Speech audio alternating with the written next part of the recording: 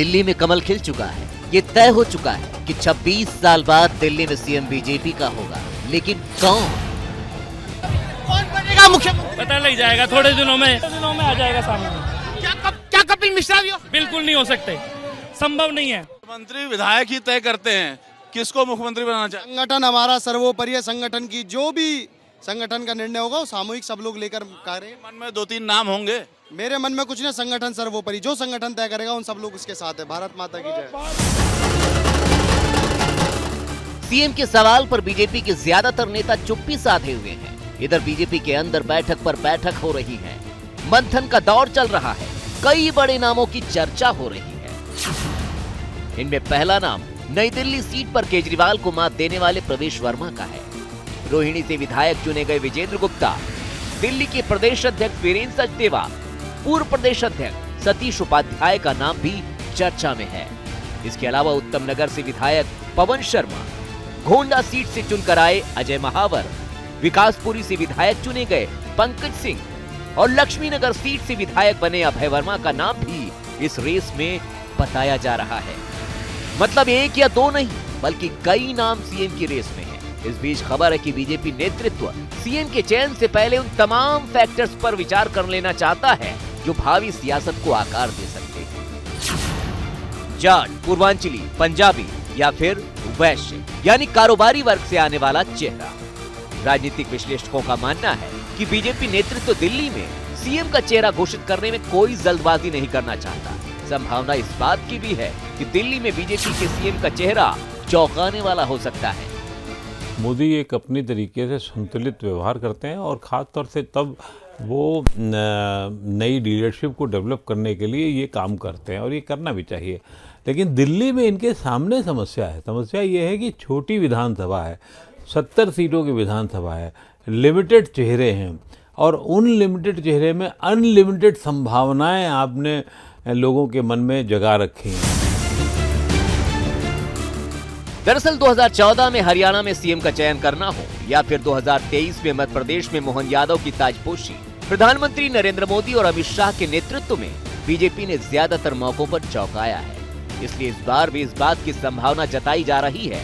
हालांकि चर्चा इस बात की भी है कि दिल्ली में बड़ी संख्या में जाट मतदाता हैं और दिल्ली में जाट चेहरा हरियाणा से लेकर पश्चिमी यूपी तक की राजनीति पर असर डाल सकता है। ऐसे में मुमकिन है कि बीजेपी नेतृत्व जाट चेहरे पर दांव लगाए। अगर ऐसा होता है तो फिर इस रेस में प्रवेश वर्मा का नाम सबसे आगे माना जा रहा है। प्रवेश वर्मा दिल्ली के पूर्व सीएम साहिब सिंह वर्मा के बेटे हैं और सूत्रों के मुताबिक वो सीएम की रेस में प्रबल दावेदार भी माने जा रहे हैं। प्रवेश वर्मा जाट समुदाय से आने वाले बीजेपी के बड़े नेताओं में से एक हैं। दिल्ली चुनाव में प्रवेश वर्मा ने आम आदमी पार्टी के सबसे बड़े नेता केजरीवाल को मात दी। प्रवेश वर्मा 2013-14 तक महरौली सीट से विधायक रहे। वहीं 2014 और 2019 में पश्चिमी दिल्ली सीट से सांसद भी रहे। प्रवेश वर्मा के नाम की चर्चा इसलिए भी हो रही है क्योंकि काउंटिंग के दिन बीजेपी के आंकड़े प्रचंड बहुमत की ओर बढ़े और प्रवेश वर्मा केजरीवाल से आगे निकले, तो समर्थकों ने प्रवेश वर्मा को सीएम बनाने की आवाज बुलंद कर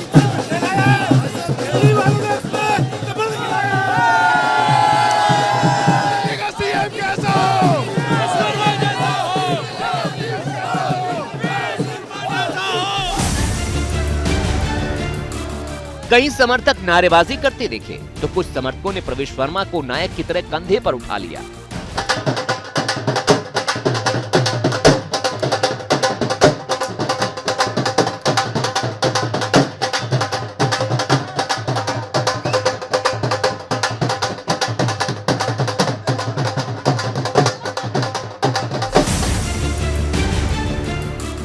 प्रवेश वर्मा के नाम की चर्चा को उस वक्त और हवा मिली जब काउंटिंग के बीच में वो गृह मंत्री अमित शाह से मिलने पहुंच गए, तो तस्वीरों की शक्ल में संदेश यही निकलता दिखा कि बीजेपी ने प्रवेश वर्मा के नाम पर मुहर लगाने का मन बना लिया है। लेकिन चर्चा के बीच प्रवेश वर्मा मीडिया से मुखातिब हुए तो जो तस्वीर सामने आई उससे साफ है कि अभी कुछ भी तय नहीं है।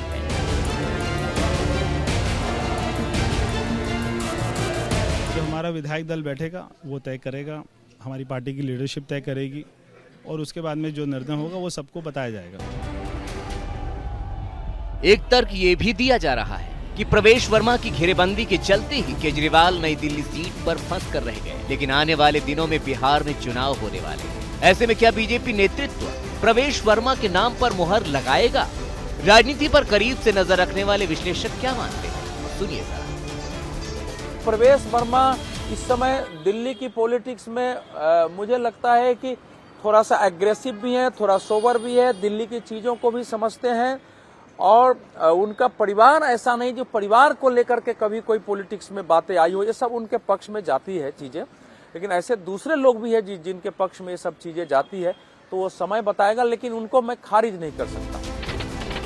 माना जा रहा है कि बीजेपी के सामने सीएम चुनने की राह आसान तो बिल्कुल भी नहीं, क्योंकि पार्टी के अंदर किसी भी तरह के मतभेद उभरने से रोकना है, तो दूसरी ओर भावी सियासत को साधना भी है। दिल्ली में या किसी भी राज्य में बीजेपी के लिए अब यह सबसे बड़ी कसौटी नहीं रह गई है कि वहां पे स्थानीय जनाधार कितना बड़ा है, वो कितने टर्म जीत चुका है। अगर ये कसौटियां होती तो दिल्ली में आपने देखा मोहन सिंह बिष्ट जैसे नेता जो 5 बार विधानसभा जीत चुके थे, उनको टिकट भी नहीं दिया था पार्टी ने, उनकी सीट से हट गए थे। वो जब उन्होंने खुल के बोला कि नहीं मैं चुनाव लड़ूंगा, तब उन्हें बगल की सीट पे चुनाव लड़वाया गया। तो मुझे लगता है कि दिल्ली में भी यही फार्मूला रहेगा, बड़ा जनाधार, बड़ी लोकप्रियता, ये सब जरूरी नहीं होंगे। यहां पे सिर्फ और सिर्फ वही जरूरी होगा कि क्या आप केंद्र की नीतियों को, हाईकमान के आदेश को, पार्टी की विचारधारा को बिना ज्यादा दाएं बाएं देखे बिल्कुल सीधे सीधे लागू करने में कितनी सक्रियता दिखाते हैं। दिल्ली में कारोबारी समुदाय की संख्या बड़ी है। इस समुदाय को आमतौर पर बीजेपी का समर्थक भी माना जाता है, और अगर इस कसौटी पर बीजेपी सीएम बनाने का फैसला लेती है तो फिर रोहिणी से विधायक चुने गए बीजेपी के कद्दावर नेता विजेंद्र गुप्ता प्रबल दावेदार के रूप में दिखाई देते हैं। विजेंद्र गुप्ता 2015 से 2020 तक दिल्ली विधानसभा में बीजेपी विधायक दल के नेता रहे हैं। वो दिल्ली में बीजेपी के प्रदेश अध्यक्ष की जिम्मेदारी निभा चुके हैं। इसके अलावा उनके पास लंबे वक्त तक एमसीडी में भी काम करने का अनुभव है, यानी शासन और प्रशासन की कार्यशैली को वो बखूबी समझते हैं। दिल्ली की राजनीति पर उनकी पकड़ भी मजबूत मानी जाती है। दिल्ली में बीजेपी के नेता आमतौर पर यही तर्क देते दिखाई दे रहे हैं। अब देखिए कि सीएम की रेस में प्रबल दावेदार बताए जा रहे वीरेंद्र सचदेवा और सतीश उपाध्याय के नाम पर मुहर की कितनी संभावना है। बीजेपी ने मार्च 2023 में वीरेंद्र सचदेवा को प्रदेश अध्यक्ष की जिम्मेदारी सौंपी। चांदनी चौक और मयूर विहार के जिला अध्यक्ष रह चुके हैं। वीरेंद्र सचदेवा संगठन पर मजबूत पकड़ रखते हैं। खास बात यह है कि उनके प्रदेश अध्यक्ष बनने के करीब 2 साल के भीतर ही बीजेपी ने 26 साल बाद बीजेपी की सत्ता में वापसी की है। हालांकि वीरेंद्र सचदेवा विधायक नहीं है, जिससे वो सीएम की रेस में पिछड़ सकते हैं। हालांकि पूर्व प्रदेश अध्यक्ष सतीश उपाध्याय इस मामले में वीरेंद्र सचदेवा से बेहतर स्थिति में हैं। सतीश उपाध्याय मालवीय नगर सीट से सोमनाथ भारती को हराकर विधानसभा पहुंचे हैं।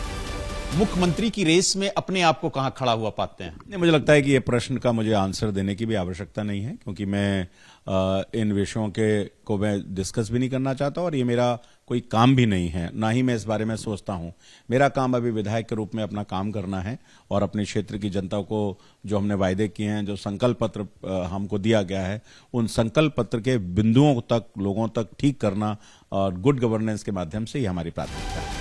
सतीश उपाध्याय मूल रूप से यूपी के रहने वाले हैं और पार्टी का ब्राह्मण चेहरा है, लेकिन क्या पार्टी उनके नाम पर मुहर लगाएगी? फिलहाल ये बड़ा सवाल है।